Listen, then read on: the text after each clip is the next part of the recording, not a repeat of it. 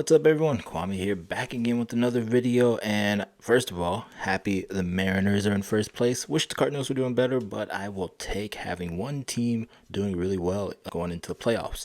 So today is all about the gear I took on our European vacation. Really, it was just to London and Paris, but this was the first time I took like the most minimal gear setup ever. And that's because I knew we were going to be going to two larger cities. I'm not going to be using like telephoto zoom lenses or anything like that. It's mainly capturing pictures of my wife and son, some of the sights, myself included, and a little bit of street photography. And so today I just want to share with you the gear I used. I'm going to have a separate video talking about how Lightroom kind of brought everything together, but this is just the gear that I had with me for this trip.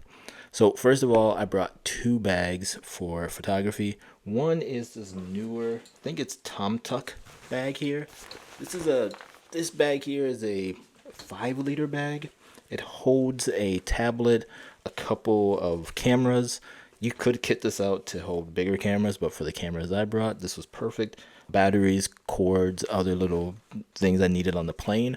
But then when we got to like London in particular, I brought this around with me everywhere. So it was just nice to have a bag with me. I could keep my wallet in the back here, some cords and things inside, but also have like a mask, water bottle. Actually, the water bottle didn't fit in here. I could have put my water bottle in here, but it leaked, so I didn't put it in here.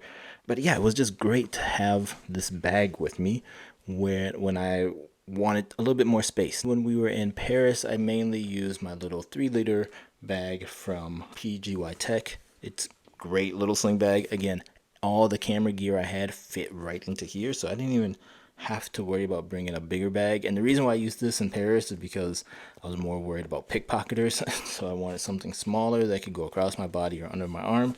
And then in London, I wasn't as worried about it, which, it's a big city. I could have been, but it was just nice to have that bigger bag. Now, if you want to see a full review on that bag, let me know down in the comments below. I can do that for you at a different date. So let's talk about camera gear. Now, this is the first time none of the Sony cameras came with me. The DJI Osmo Action didn't come with. The drones didn't come with. It was just very small, compact group of devices. So the first two were the phones, the iPhone 14 Pro, Samsung Galaxy S22 Ultra. These two in combination worked flawlessly. It was really great to have. I used the iPhone mainly for video, but I also took a ton of pictures with it. Portrait mode for when I'm taking pictures of my wife and son worked out amazing on this phone. And then the telephoto zoom on here was awesome, but also the camera itself, like the other lenses were wonderful. So I was using them both. At the end, I started mainly using the iPhone for video. I would use it more for video, and then I was just taking pictures with this. Not to say that the video wasn't great, it was just easier to use, and I liked the way it looked better on the iPhone. However, like I said, both of these were amazing. And then the camera that I brought with me was the Ricoh GR3X.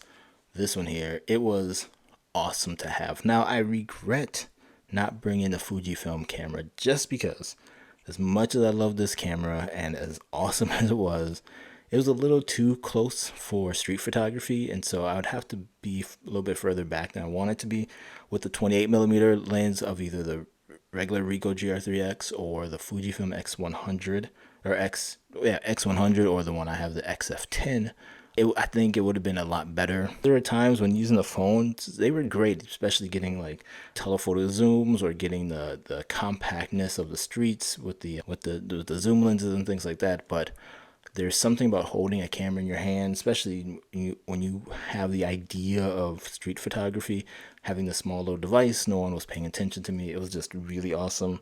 Like I said, I wish I would have brought the XF10, or I wish I would have had a GRX. I mean, a GR3, just a regular GR3. So that might be in the future after this trip. And because it's so small and you can throw it in either bag, but you throw two of these in a bag like this, it's gonna weigh nothing, and it's just really, really cool.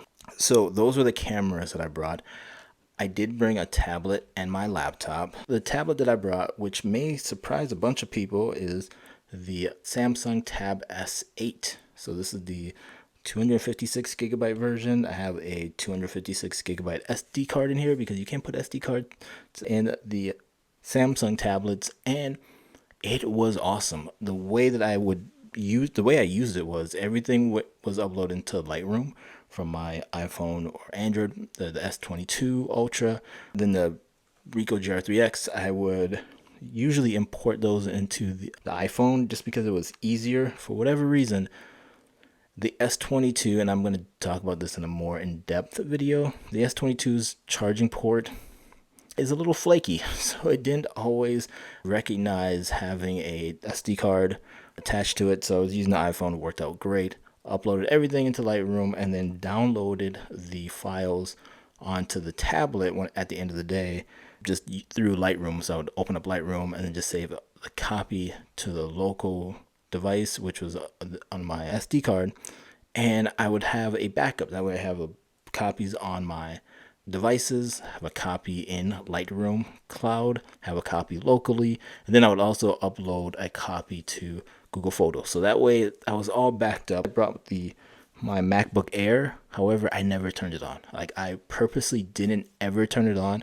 I could have backed up pictures that way, but I really wanted to try to go out as minimal as possible and think, if I didn't need to bring this laptop, which I didn't, could I have gotten work done? And the answer was absolutely yes. I could have even used the tablet index mode and used it as a small Chromebook, but I'll talk more about that in a different video. I want to have a more in-depth conversation about Samsung's tablets because I really think they are the pro version that most people are looking for versus the iPad, but that's a totally different video. So some of the apps that I used on the phones themselves, for the cameras, I just used the stock camera apps for both of them. So I was taking pictures in there, I was taking video in there, I was doing panoramics within the apps. That's something that really surprised me because I've always been a shoot multiple pictures type of person, import them into Lightroom, and then get back to the computer and put them together as a panoramic, which works.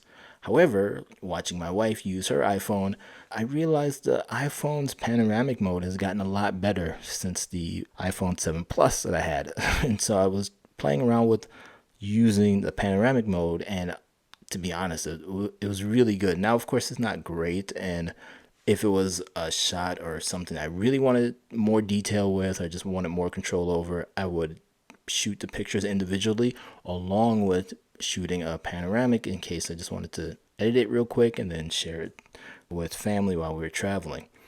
Speaking of editing, I did most of the editing within Lightroom. Occasionally I would use Google Photos, just trying it out. I will say the magic erase tool in Google Photos is really nice. It's amazing that it just with software, it can easily just say, oh, here are the people or items that you should erase, and you click a button and they're gone. You do have to be on Wi-Fi or cellular for that to work. So when I was like in the plane or on the Eurostar train, I couldn't use that feature. I did have a local eSIM attached to the S22 Ultra, so we could use this as a hotspot, but I wasn't trying to use it for photo uploading or anything like that. Having the S Pen on both the S22 Ultra and the Tab S8 was phenomenal, and being able to share it between the two. Again, this is where you have these pro features that I think are pro features. Having the pen be able to work between both the phone and the tablet was amazing. I also had Snapseed that I used very, very rarely on both the iPhone or the two Android devices. Mainly it was Lightroom and Google Photos, which I was really surprised about, using that to edit pictures. And again, I was just using also Google Photos to back up everything. So it was nice to have all the video from both the iPhone and the S22 Ultra in one spot. To get around that, I was trying to edit some video in LumaFusion. So what I did was I had this little 256 gigabyte hard drive. I don't know if you can see it here. Let's see, there you go. This little guy here, I had it on to this adapter that you can see here for the lightning cable, and then I was able to hook that up to both the iPhone and my Android tablet or my Android devices. Just used I had this little connector for the iPhone so I can put the hard drive directly onto the iPhone, copy all the videos off of there, and then put them on here.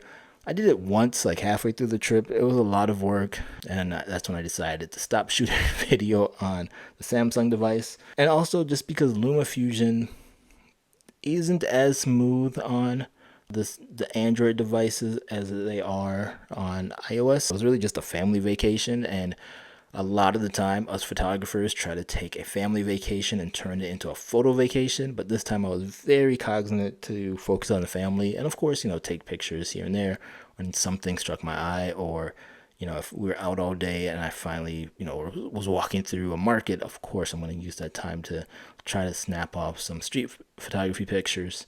One thing I did learn from this whole thing was the older I get, the more I just want my stuff to work, and these devices are just tools to me. And yeah, it's awesome to go out with an A7R2 or the A7 II, the 6100. Like, I'm not getting rid of those cameras. The phone is never going to replace the Ricoh GR3X or even my Fujifilm camera, but just traveling light and focusing on making sure my wife and son are having fun, not turning this into a photography trip, capturing those moments of us all together, including myself, like taking front-facing pictures with everybody. And yeah, it's like, yeah, they're selfies and they don't look the greatest, but in 5, 10, 15 years, do I care about that? No, I won't care. I'm going to just look back and be happy with documenting this part of this time of our lives. So that is all the gear I used. Of course, I had some batteries and stuff like that. This is the lightest gear that I've ever brought with me on a trip, and I was perfectly fine. Like, I realized I could go with this depending on the location and I would be perfectly fine. Like, it was a real revelation. And also it was a real revelation that as much as I like the iPad and I like iOS, Android has come a long way, and especially Samsung devices. I think, some of the features that they've added, like Dex mode, as much as I thought it was crap when it first came out, you can really turn your smartphone or in my case, the tablet, into a Chromebook with the proper keyboard and mouse, and you're good to go. Like I said before, I will have a follow-up video talking about how Lightroom was the glue that held everything together. It re-emphasized why I love this program. It was great to just be able to use everything synced, especially when we came back home. So yeah, I can't wait to show you that. If you want to see some of the pictures, I do have a small collection of pictures that I've put together on my website, so you can head on over there if you want to see that. I'm also working on a video about the Ricoh GR3X, a long-term review video, I guess. More like an ode to the Ricoh GR3X. Amazing little camera. This will never leave my possession as long as it works. And if it stops working, I will be picking up another one or 2 or 3, however many I need to, because it's an amazing camera.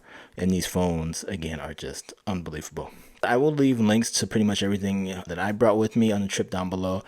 I know that Tab S9 is out now, and it's a really good device, but for your bang for the buck, the Tab S8 or even the 7, you can get away with saving quite a bit of money and having an amazing experience with these devices. Let me know down in the comments, what's the lightest amount of gear that you will go out with? Are you doing something as crazy as I did, 2 phones and a point and shoot camera, or are you more of I need my full frame camera, I need some lenses, I want to make sure I have all the options and everything covered when I go out? Thank you as always for watching this video. I will see you next one. Talk to you later, and go Mariners. Bye bye.